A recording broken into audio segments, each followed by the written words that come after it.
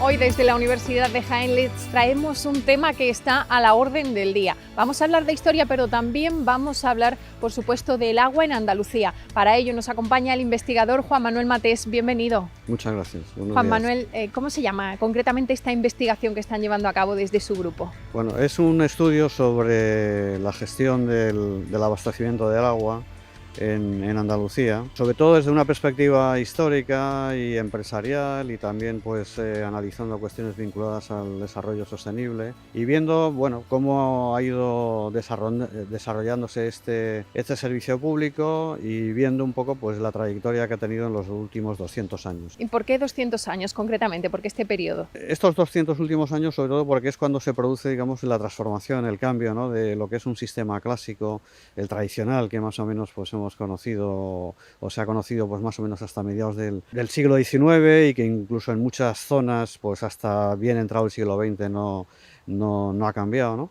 Y sin embargo, pues en estos años, en mediados del siglo XIX y sobre todo en las décadas finales del XX, pues entra un sistema nuevo, que es, digamos, el que nosotros conocemos ahora, pues de agua a las 24 horas del día, un servicio domiciliario, con todo el control, digamos, de calidad, todo el tema del saneamiento, en fin, toda una serie de cuestiones que antes no existían, que antes eran, digamos, pues prácticamente desconocidas, ¿no? Y que poco a poco, en esas décadas, ya digo, del siglo XIX, sobre todo, que es cuando empiezan, ¿no?, y a lo largo del siglo XX, pues es cuando se va desarrollando, ¿no?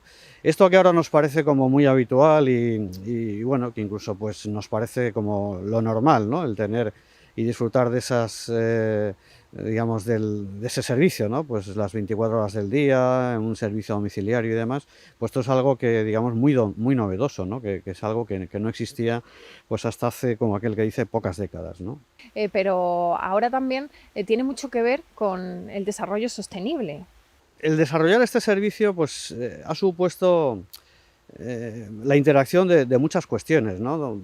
Por un lado, desde el punto de vista tecnológico, ¿no? Pues claro, la tecnología que se empieza a aplicar, ¿no? Todo el tema económico también, las grandes inversiones que se llevan a cabo, pues sobre todo, pues ya digo, a partir de las últimas décadas del XIX especialmente, pero también en España, por ejemplo, el Plan Nacional de Abastecimiento y Saneamiento es algo que se lleva a cabo a partir de 1960, finales de los 60, ¿no? Y cuando más o menos se instaura y se desarrolla, incluso en las zonas rurales, en los pueblos pequeños, es en la década de 1970, con lo cual vemos que es una cosa relativamente reciente, ¿no? Y eso, pues como decía, pues ha supuesto pues un cambio tecnológico, económico, por las grandes inversiones que ha supuesto.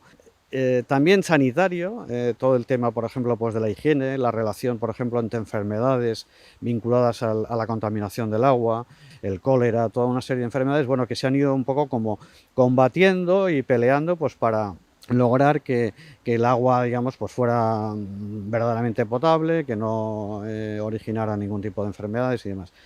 También un tema social, también pues el tema del ocio, el tema, bueno, pues hoy día pues si hacemos una fotografía aérea, ¿no?, y recorremos un poco por las urbanizaciones, que es muy frecuente que haya muchas piscinas, que haya toda una serie de Fuentes. cuestiones, bueno, que son como muy normales, ¿no? Y todo este tema, digamos que ha ido también evolucionando pues para que en los últimos años, sobre todo a partir del año 1980, 1990, sobre todo con la directiva europea sobre el agua, pues que se haga mucho hincapié en todo el tema digamos, del control del agua, de un gasto y de un uso racional, compaginar el consumo pues con la salvaguarda de los ecosistemas. Bueno, todo esto se ha desarrollado, vamos a decir, en las últimas 3 o 4 décadas, ¿no? ¿Y esta investigación cuándo empezó a desarrollarse? Llevamos ya tiempo trabajando este asunto, más o menos pues prácticamente desde los años 90, 1990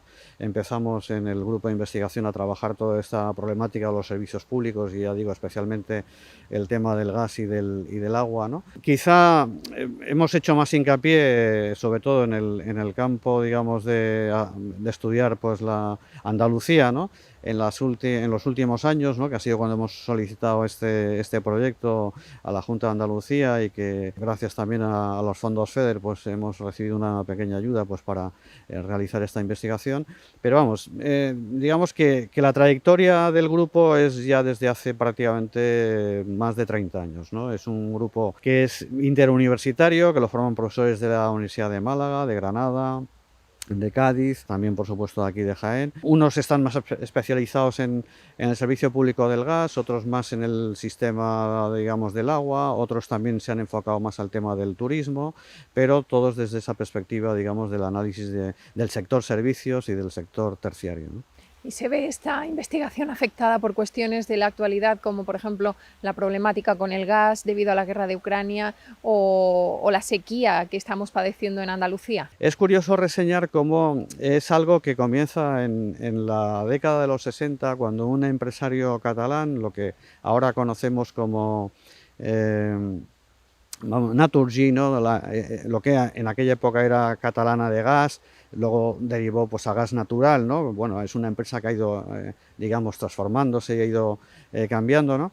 Pues, por ejemplo, como este empresario, ¿no? que fue uno de los, vamos a decir, pioneros, ¿no? en desarrollar la industria del gas, era un ingeniero, Pedro Durán, que bueno, entra a trabajar en esta empresa, primero como ingeniero construyendo presas en el Pirineo, y como él inicia las relaciones con Argelia, por ejemplo, se hace muy amigo del líder argelino Bouteflika, empieza, digamos, a hacer una serie de contratos y de convenios para que el gas argelino llegue a España. En primer lugar llega a través de buques metaneros, ahora que se está hablando de traer el gas desde Estados Unidos con buques. Bueno, se crean unas instalaciones muy potentes en Barcelona, la propia empresa, bueno, y hace que el gas empiece, digamos, a desarrollarse y a implantarse en España, ¿no? Y esas relaciones han sido, digamos, como muy fluidas y muy constantes con Argelia, y bueno, ahora pues por las circunstancias estas que todos sabemos se han, digamos, entre comillas, estropeado, ¿no? Pero sí que ha habido, digamos, como una relación bastante interesante y bastante buena, ¿no?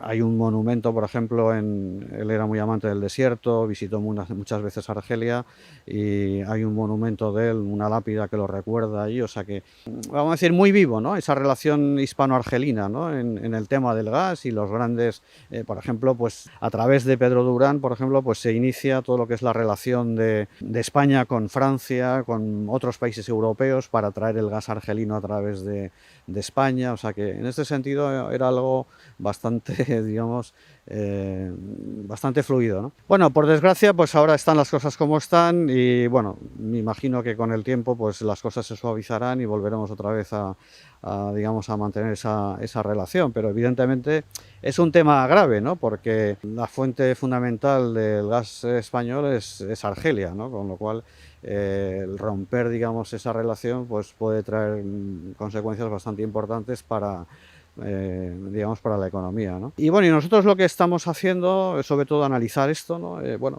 cómo se han ido pergeñando, se han ido configurando pues todas estas cuestiones, ¿no?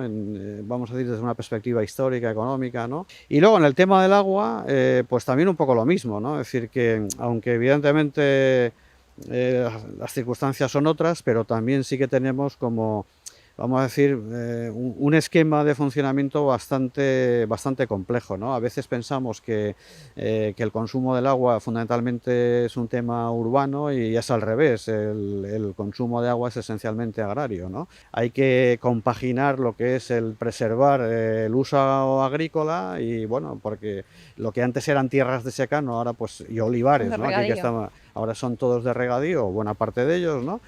Entonces, bueno, ¿cómo compaginar ese uso agrario y ese uso intensivo del agua con, bueno, el no agotar los acuíferos? Es un tema complejo, ¿no? Y que a veces es difícil, bueno, ver dónde hay que tomar las medidas para solucionar esos problemas, ¿no?